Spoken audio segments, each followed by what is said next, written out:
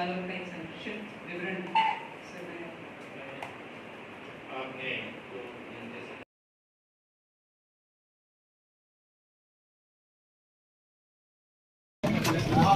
सरकारी दौरे पर आने से पहले मैंने भारतीय जनता पार्टी संगठन के साथ विस्तार से बैठक की थी। इस संगठन के जो माननीय हमारे जनप्रतिनिधिगण हैं उनके साथ बैठक की थी और इसके बाद ये समीक्षा बैठक हुई।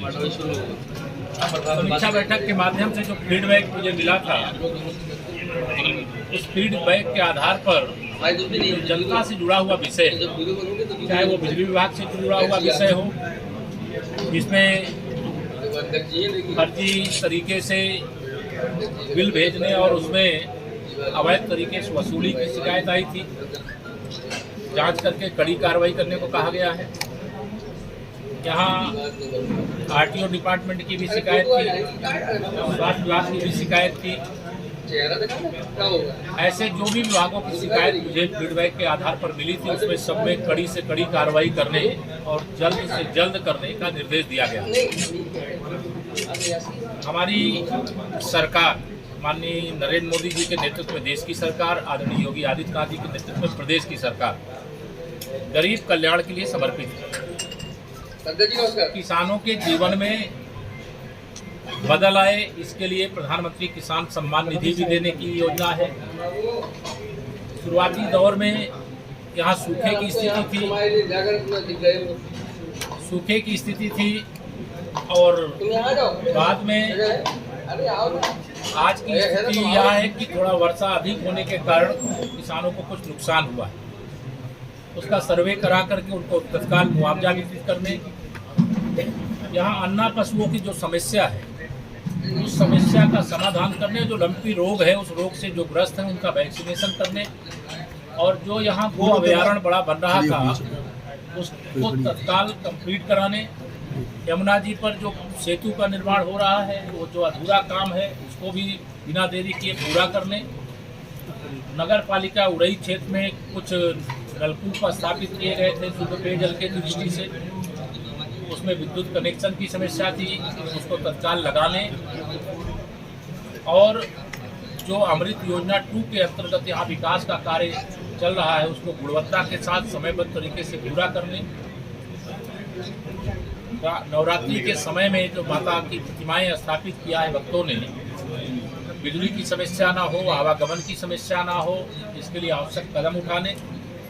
प्रधानमंत्री आवास योजना नगर और ग्रामीण दोनों को जो पात्रता श्रेणी है उनको प्राथमिकता के आधार पर उपलब्ध कराने, और जो ऐसे लाभार्थी हैं जिनको आवास योजना का लाभ मिल गया है उनको प्रधानमंत्री उज्ज्वला योजना से गैस का निःशुल्क कनेक्शन, प्रधानमंत्री सौभाग्य योजना से बिजली का निःशुल्क कनेक्शन, प्रधानमंत्री आयुष्मान भारत योजना के अंतर्गत स्वास्थ्य की सुविधा के लिए आयुष्मान कार्ड बना करके देने का काम, जिनका राशन कार्ड नहीं उनका राशन कार्ड बनाने का काम, सहित जो ग्रामीण क्षेत्र के आवास के लाभार्थी हैं उनको शौचालय भी 12,000 रुपये बनाने के लिए अलग से आवास के अतिरिक्त उपलब्ध कराने का काम, और जो परिवार को प्रधानमंत्री आवास योजना ग्रामीण का लाभ मिलेगा उन्हें 90 दिन की मनरेगा की जो मजदूरी होती है वह भी भुगतान करने का काम, सहित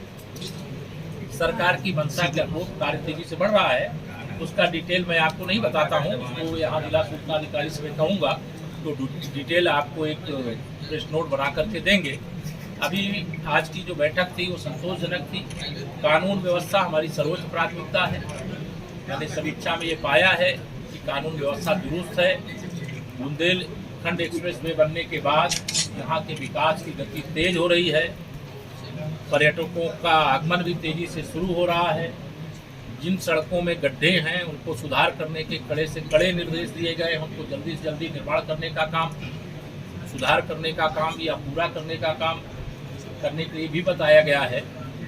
और साथ ही मैं आपको यह भी बता दूं कि नगर निकाय के जो चुनाव होने वाले हैं उसमें भारतीय जनता पार्टी जनपद उड़ई जालौन सहित उत्तर प्रदेश में शानदार सफलता अर्जित करेगी, ऐसा मेरा विश्वास है। और 2024 में माननीय नरेंद्र मोदी जी के नेतृत्व में फिर से देश की सरकार बने, इसको लेकर के बुंदेलखंड पहले भी हमारे साथ था और मुझे पूरा विश्वास है बुंदेलखंड सहित पूरा उत्तर प्रदेश जो 80 लोकसभा क्षेत्र हैं 80 की 80 लोकसभा सीटों पर कमल खिलेगा। और मैंने आज यह भी बहुत कड़ाई से निर्देश दिया है क्योंकि भारतीय जनता पार्टी का एक एक कार्यकर्ता जनता का आशीर्वाद प्राप्त करने के लिए जनता के बीच में जाता है और अगर उसके द्वारा कोई समस्या बताई जाती है तो उस समस्या का सर्वोच्च प्राथमिकता पे समाधान करने का भी निर्देश दिया गया है और जनता की जो समस्या सीधे कहीं पर भी आती है उसको भी सुनकर के समाधान करना ही प्राथमिकता में रखने को कहा गया है। जितना मुझे कहना है गांधी परिवार का कोई चुनाव नहीं कर रहा है, मल्लिकार्जुन खड़गे को और किस तरीके का देखिए, मैं एक तो रिमोट कंट्रोल के आधार पर जो पार्टी चलाने वाले हैं वह माननीय प्रधानमंत्री श्री नरेंद्र मोदी जी का भय है। उन्होंने परिवारवाद की राजनीति के खिलाफ पूरे देश का आह्वान किया, इसलिए उन्हें परिवार से बाहर जाकर के मल्लिकार्जुन जी को अध्यक्ष बनाने का काम जरूर किया जा रहा है, लेकिन मुझे लगता नहीं है कि वो अध्यक्ष के नाते अपने दायित्व को अपने दम पर निर्वाह करने की छूट पाएंगे। वो गांधी परिवार अपने इशारे पर नचाने का काम करेगा। जहाँ तक श्री अखिलेश यादव जी की बात है, वो दोबारा तिबारा चौबारा बार बार वो अध्यक्ष बन सकते हैं क्योंकि वह भी एक परिवार की पार्टी है, लेकिन जनता में कांग्रेस हो या समाजवादी पार्टी हो या जो परिवारवादी राजनीतिक दल हैं वो पूरी तरह से गायब होते जा रहे हैं। कांग्रेस में दलित का चेहरा लेके 24 की तैयारी की जा रही है। मैंने कहा ना कि अगर चेहरा दलित पिछड़े अगड़े की बात नहीं है, बात तो देश के प्रधानमंत्री माननीय मनमोहन सिंह जी भी थे, कांग्रेस से थे और श्री राहुल गांधी जी ने एक अध्यादेश उस सरकार के समय जारी किया गया गैस के कनेक्शन के लिए, वह पार्टी के अधिवेशन में उस अध्यादेश को फाड़ करके फेंक दिए।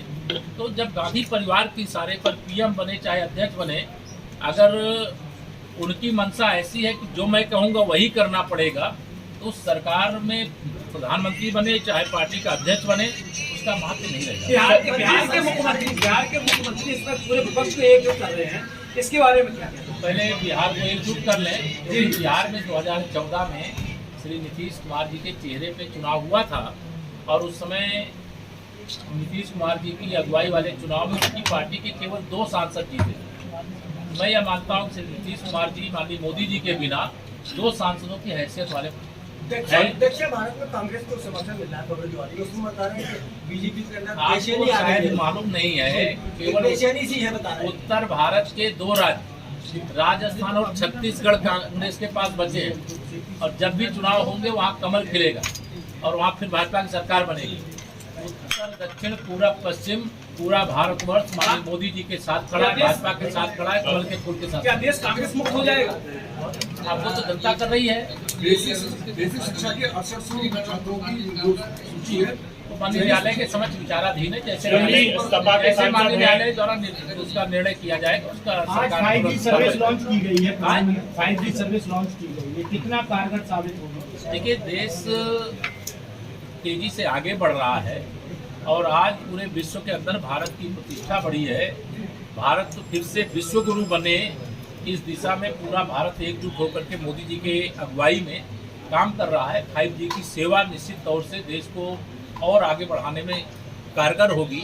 दुनिया में आने वाले समय में आप देखेंगे हर वह तकनीकी भारत में पहले आएगी, दुनिया में बाद में जाएगी। जिस तकनीकी की प्रतीक्षा भारत करता रहता था, जैसे वैक्सीन की प्रतीक्षा, अब आप समझिए भारत की वैज्ञानिकों ने अगर अपनी तपस्या से वैक्सीन नहीं तैयार की होती कोरोना की, तो पता चलता अमेरिका वालों को, रूस वालों को, चीन वालों को सबको लग जाती तो बचा कुचा कुछ हमें मिलता।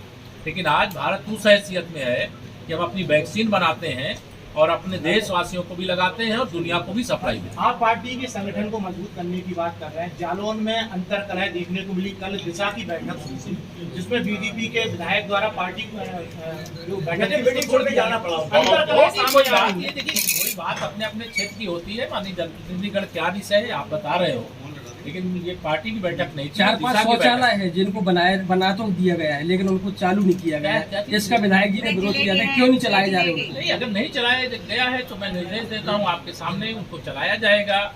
और अगर कहीं कोई बात होगी तो हम लोग पार्टी की बात पार्टी में तय कर लेंगे, यहाँ पत्रकार वार्ता में नहीं तय करेंगे। आपका सवाल है पीएफआई के सफीकुर रहमान विरोध कर रहे हैं सपा के सांसद, क्या कहेंगे? सपा, बसपा, कांग्रेस, टीएमसी, केसीआर, जो भी पार्टियां हैं इस देश के अंदर जो वास्तव में पीएफआई पर प्रतिबंध का विरोध कर रहे हैं, तुष्टीकरण की राजनीति कर रहे हैं। लेकिन इस देश का मुसलमानों में भी एक बड़ा हिस्सा है जो पीएफआई पर प्रतिबंध का समर्थन करता है और बड़ी अफवाह फैलाए थे कि प्रतिबंध लगने के बाद अभी शुक्रवार को नमाज होगी तो बड़ा बवाल होगा, लेकिन पूरा देश शांत रहा क्योंकि पीएफआई पे प्रतिबंध का सब लोगों ने समर्थन किया। धन्यवाद।